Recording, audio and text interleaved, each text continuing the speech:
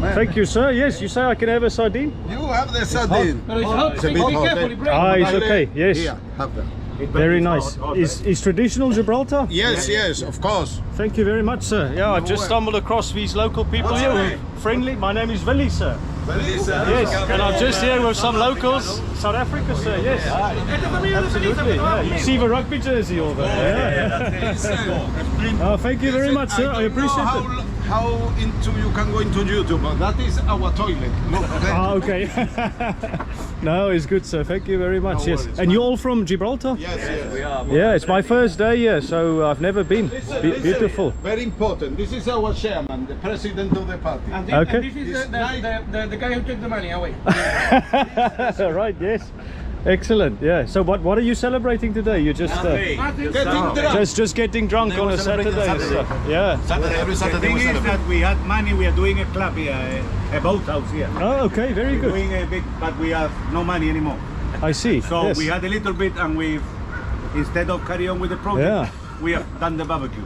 Oh wow, thank you. Yes, yeah. No, but I really appreciate it. This is fantastic. Thank you, sir. Appreciate it. Yes. Now serious. Where can in YouTube? What do I log into? Where? Willie Explore. Really explore. Be like a big photo or something. Venga, una foto, venga. We'll take a big photo. Guys, I just want to say a massive thank you very much for the sardine and the hospitality and talking about Gibraltar. Thank you so much. Welcome. You come back and check out Willie Explore on the YouTube. Oh, we will. See what you've been up to. Yes, Mind doing absolutely. it with my camera? Of course, yes, of Because course. I put it on YouTube, on Facebook later. Yeah. Welcome to Gibraltar, everyone. Let's go and explore. So let's talk about Gibraltar. Firstly, the name. What does it actually mean? Where does it stem from? Well, it stems from Arabic, believe it or not. And in Arabic, it's called Jabal Tariq, the Mount of Tariq, who was an 8th century Moorish leader. Of course, the Moors, together with the Spanish and later the Anglo-Dutch, and of late the British, have all taken control of Gibraltar at some point. And Gibraltar, obviously, a key strategic asset for the United Kingdom at the moment. The rock itself, at its highest elevation, is 426 meters high, and you can see a lot of old ruins or features on the rock itself, like this Moorish castle over there, together with some walls. And I think, if you can see on the left there are some holes in the rock. I'm not sure if they are tunnels. If someone in the comments could let me know, that would be great. Here's a map of Gibraltar, and you can get an idea of the size of a place. It's only 6.7 square kilometers, and here you can see the rock in all its glory, 426 meters high, to the highest point. So Gibraltar, obviously known for the Rock of Gibraltar. You can also come and eat the rock noodles, or if you haven't had enough of the rock, you can have some rock English fish and chips. Here you've got the Bank of Gibraltar, and it might be a good opportunity to tell you a bit about the economy of Gibraltar, which is very dependent on 4 industries mostly: tourism, banking, online gambling and bunkering, which is supplying fuel for ships that are in the area. Lots of Union Jack flags around. Of course, Gibraltar, still a UK overseas territory. Very proudly British, this part of the world. You can see Union Jack and the flag of Gibraltar next to each other there as well. Red telephone booths, just like in England.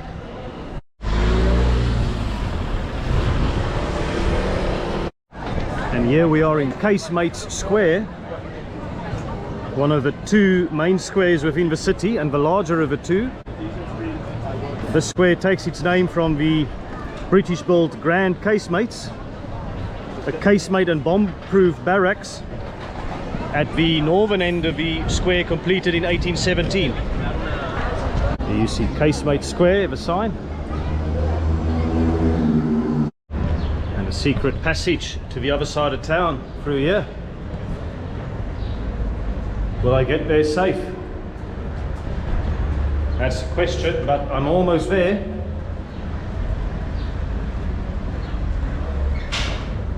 And I made it. Passing through the Grand Casemates Gates. Here's the North Bastion. You can see more of the rock and the waterport Casemates over here.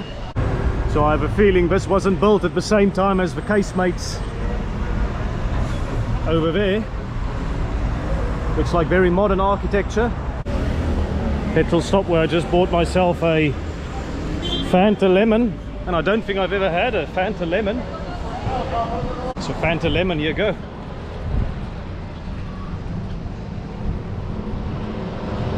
Tastes just like Sprite. Yeah, you've got a statue of Rooke, 1704. And Rooke refers to Sir George Rooke. And so what happened in 1704? Well, so Anglo-Dutch forces took control of Gibraltar during the Spanish War of Succession, and Spain was no longer in control of Gibraltar. And 9 years later, in 1713, Britain took control of Gibraltar in perpetuity. England flag next to the Gibraltar flag. Peak Gym, if you want to come and buff up here in Gibraltar, that's where you're going. Here you've got Cathedral Square. Looks like a very nice cathedral actually. Oh, it's got a charity shop as well here. So okay, Cathedral of the Holy Trinity over here. And just a lovely square where people can sit, chill out, have some conversations, catch up with friends. And you can see everyone walking around is very relaxed today. Lots of tourists around enjoying the city. Beautiful church or cathedral here as well.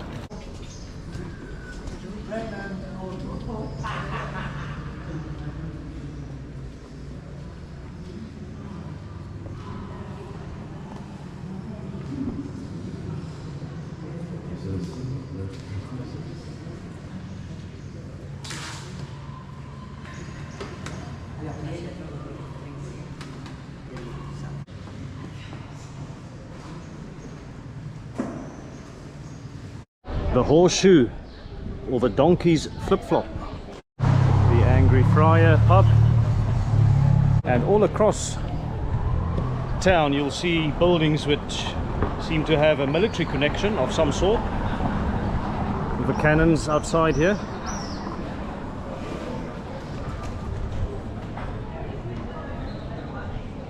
Castle and the Quay, which is of course also featured on the Gibraltar flag. There's the coat of arms of the castle and the quay again. And the more I walk around Gibraltar, the more I think it actually is a unique combination of English and Iberian architecture, English and Iberian way of life, but also then a lot of military style buildings and cathedrals, which I think is quite unique.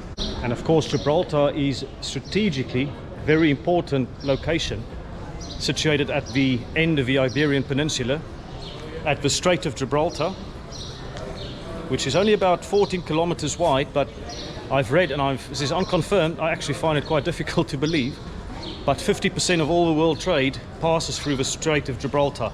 Strait of Gibraltar, last point in Europe. You can see how close it is to both Spain and Morocco.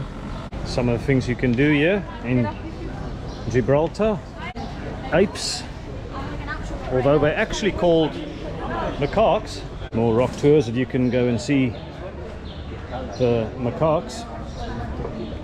So there's about 300 of them, 260 maybe more accurate figure. And at one stage there were only 7 of them in the Second World War, and then Winston Churchill actually demanded that more macaques be introduced to the city. And one of the locals told me that they can never be fewer than 35 macaques in town.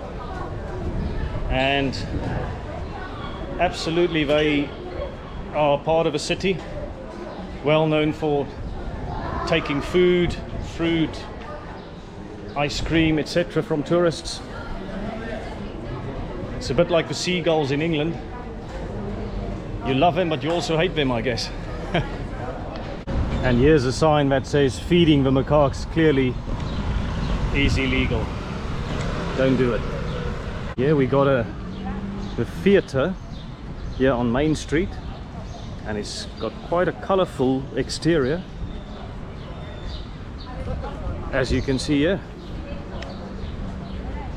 celebrating its Britishness. London Red Bus, the Bobby, over there as well, Union Jack. This caught my eye, not just the architecture, but quality stores. So yeah, what are your first impressions of Gibraltar? I have to say, mine are very positive. I thought it might just be a bit of England sort of carved out and sort of chucked at the end of the Iberian Peninsula, but it's absolutely got a bit of a Iberian feel to it as well. Yes, you got the red post boxes and the phone booths, but the architecture is very Iberian, certainly in this part of town. And obviously the climate is Mediterranean, although it's not as warm here as in other parts of the Mediterranean here in Gibraltar, but still a very pleasant 24 degrees Celsius today. So now it feels like I'm walking in Barcelona, a bit with the trees and people in summer clothes. But yeah, Barcelona with Holland and Barrett. More classic UK high street names over there as well. So here you got a shop, Isolabella, and I wonder if that is a reference to Isabella of Spain, who in 1501 took control of Gibraltar. The Spanish crown took control of Gibraltar from the Emirate of Granada, and Isabella issued a royal warrant granting Gibraltar the coat of arms that it still uses today. But I'm not sure that these clothes would have been around in those days, to be honest. Looks pretty modern. And here some more typical Iberian architecture.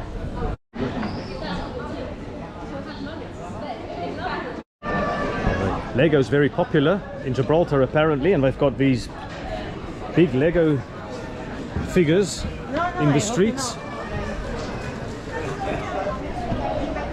That's quite interesting, I think.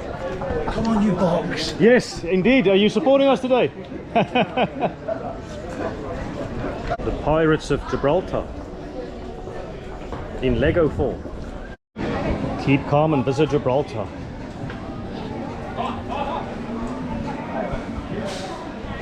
Of course, these are very UK-esque as well, these flower baskets, sort of lampposts against pubs, and they are seemingly a feature here in Gibraltar as well. And we should not forget that Gibraltar is, of course, well known for the rock. The Rock of Gibraltar, implying strength and solidity. Solid as a rock.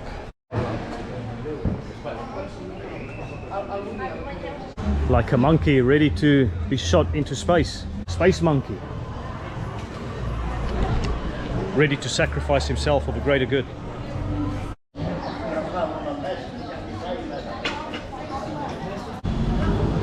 So as much as I do love Gibraltar, I do have one gripe, and it's the £1 city maps. If you saw my Reykjavik vlog, for example, how impressed I was with the city making it free for the people and having map stands scattered all across the city. Gibraltar, certainly you can learn from Reykjavik. So right here at the Ocean Village Marina, with a view of a rock over there. And I thought I'd just let you know that I think, in my experience at least, Gibraltar is a very challenging city to walk around. It's not easy.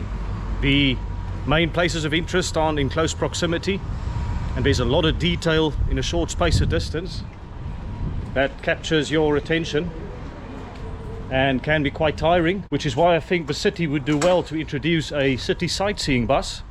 You know, the red buses that you'll find in many cities around the world. And yes, I do find it quite Quite interesting that it is so challenging to walk around. Or maybe I'm just getting old. One of the two. So this is where Gibraltar's la-di-da will hang out. So after a nice ride in one of their speedboats, they'll go and have a flutter at one of the casinos. I can think of worse things to do in life than to spend a few hours in this part of the world. Thank you for visiting. Well, it was only a couple of minutes, but you are very welcome.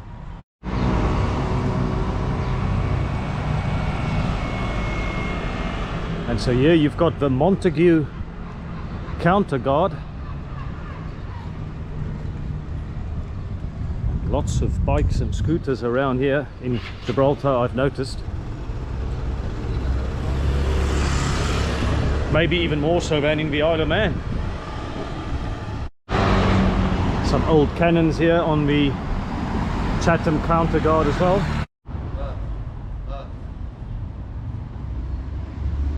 It says Navy Department, United States of America. And there you can see, erected by the United States of America to commemorate the achievements and comradeship of the American and British navies in this vicinity during the World War.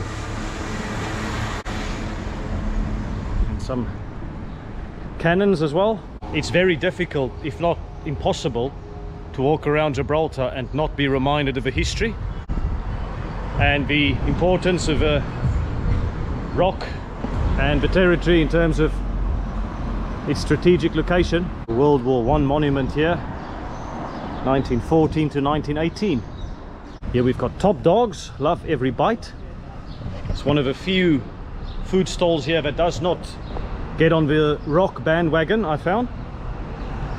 And next to Top Dogs, you've got a Russian gun here, which was captured in the Crimea War that took place between 1854 and 1856. And interestingly, along with Halifax in Nova Scotia, Bermuda and Malta, Gibraltar was one of the 4 imperial fortresses during the Crimea War. And previous to the Crimea War, during the Napoleonic Wars and leading up to the Battle of Trafalgar in 1805, Gibraltar became a key base for the Royal Navy.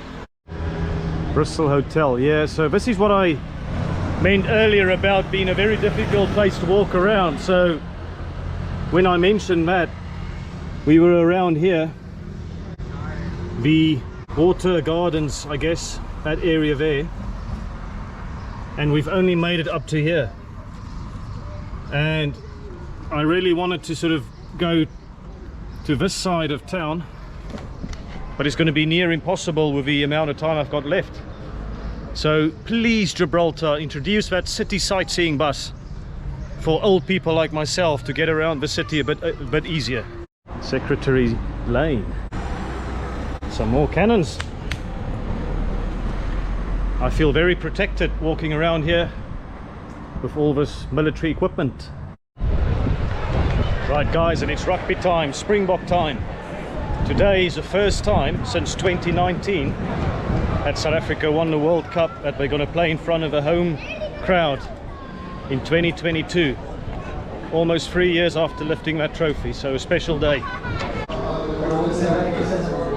Bits of rustiness here for the Springboks. Now they can talk kids, a bit of space. George North booted out. There's a man out of the way. You can buy classic Spanish food here in Gibraltar on Casemates Square.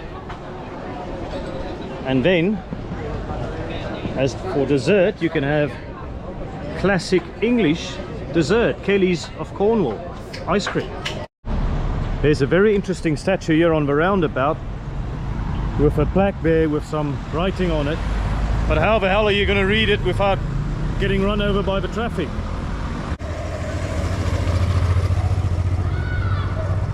We'll take a chance. There you go, unveiled by the Chief Minister to commemorate the 75th anniversary of the evacuation of Gibraltarians, 1940 to 1951. So during World War II and immediately afterwards, Gibraltarians had to go to places like England and Jamaica French Morocco, Madeira, and it's actually a very interesting statue. You can see there people offering a helping hand, or loved ones meeting their loved ones in other parts of the world.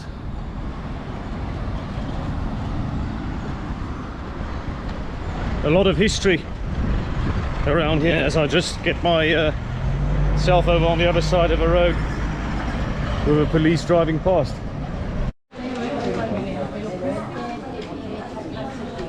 This pedestrian wait sign looks very similar to the UK. I have noticed though that they seem to drive on the right. In Gibraltar, so it's the same side as Spain, but not the same side as the UK. That's interesting. Definitely a very Mediterranean feel in this part of town. The English pedestrian wait sign.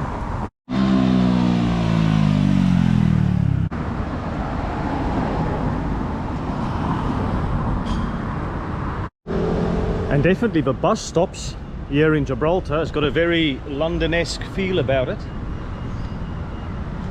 You can see obviously it's got the G, the top there, but the layout and the font and the way the numbers are arranged, and even the numbers of the buses, very familiar to England actually, to London. Look at the bus here, Referendum House as its destination, and they do love a bit of a referendum here in Gibraltar. They've had a few referendums about whether they should belong to Spain or the UK, and obviously we had the notorious 2016 referendum as well, and Gibraltarians in general very unhappy about that result.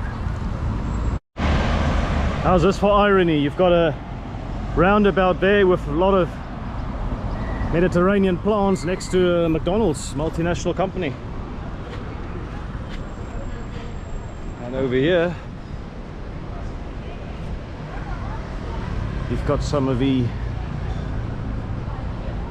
architectural muscle of the city.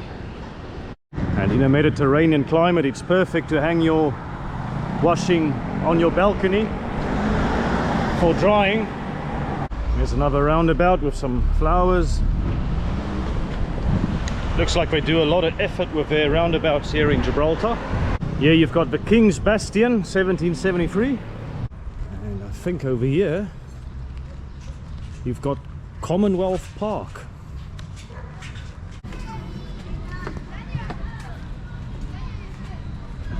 Right, yes, Commonwealth Park. Looks like a lovely area to hang out, and lots of people playing, kids playing football. Future stars of the Commonwealth Games perhaps. Some great benches for people to sit. And again the backdrop of the rock. Absolutely beautiful. Right, so town centre this way, up here. And bye-bye Commonwealth Park. I am, yes. Hi guys, hello. Valley Explore. We are back in the town centre here. Bomb House Lane. Well, that's a interesting name for a lane or street. Here next to the main shopping street in town centre, you've also got these little alleys that look very interesting in their own right. Hello, sir.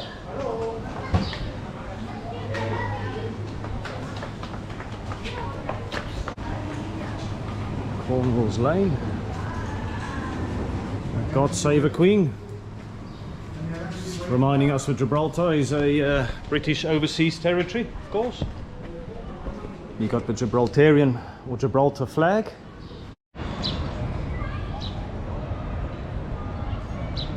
So there's my dormitory bed for the night in a 6-bedded dormitory. There's a few more people staying here. I've not yet met them. But this is hostel life at its most classic. Very basic accommodation, but obviously with basic accommodation usually comes a good price, and I've only paid £26 for it. I say only, if you consider that a hotel in this city here is north of £200 for some of the more basic hotel rooms, you'd understand why £26 is a good price for a dormitory room or a bed in a dormitory. And this will just have to do for 2 nights, and let's do a bit of a test in terms of whether or not it's comfortable. Oh. Yeah, I suppose this will do for 1 night. Not too bad. One of the things to always check out for in a dormitory room is if you've got a plug socket. I don't have one, but luckily, whether or not it's someone else or the hostels, there is a lead here with several plugs to use where I can charge my essentials like my GoPro camera or my mobile phone whilst I take a bit of a breather and relax just for a bit.